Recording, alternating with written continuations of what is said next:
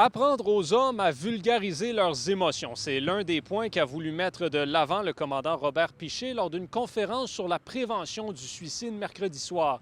M. Piché a déjà lui-même songé à s'enlever la vie et considère justement que c'est parfois un surplus d'émotions qui peut être au cœur des difficultés mentales des hommes.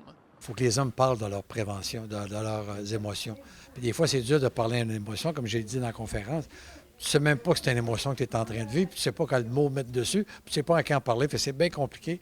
Puis c'est là que c'est important d'en parler, par contre, d'aller chercher de l'aide, parler à des professionnels. Puis eux vont te définir c'est quoi que tu vis, puis ils vont te donner les outils pour pouvoir t'en sortir. La directrice générale du Centre de prévention du suicide de la Vallée de l'Or, Hélène Blais, insiste sur l'importance d'offrir du soutien aux hommes qui traversent des périodes sombres. Elle indique d'ailleurs que ce sont majoritairement des hommes qui s'enlèvent la vie en Abitibi-Témiscamingue. C'est pour ça qu'une conférence comme ça, qu'un homme vient parler de ses émotions, parler de sa peur, parler de ses craintes, qu'est-ce qu'il a vécu. Parce que oui, il l'a mentionné, il a eu peur de mourir.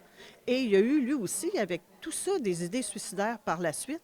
Mais il a été chercher de l'aide et aujourd'hui, il est fier de transmettre ce message-là. Ayant été confronté à une possibilité de mort à plusieurs reprises durant sa vie, Robert Piché trace un parallèle entre la situation qu'il a vécue à bord du vol 236 et une personne qui songe à mettre fin à ses jours. Il y a un bon parallèle à faire avec le suicide parce que les gens, quand ils arrivent au bout, puis ils ne voient plus d'autres solutions que ça, c'est parce qu'il n'y a pas d'autres problèmes, il n'y a pas d'autres solutions. Puis avant d'arriver là, bien, il y a des professionnels qui sont habitués de te parler, de te faire parler, de te faire dire ce qui ne va pas, puis ils vont te donner une boîte à outils. Hélène Blais rappelle que ce sont 7 centres de prévention du suicide qui sont ouverts à travers l'Abitibi-Témiscamingue, en plus de la ligne besoin d'aide 24/7. Elle mentionne que tous les services disponibles en région peuvent répondre à tous les besoins des personnes qui pourraient en avoir besoin. Yoann Carrière, RNC Nouvelles, Val-d'Or.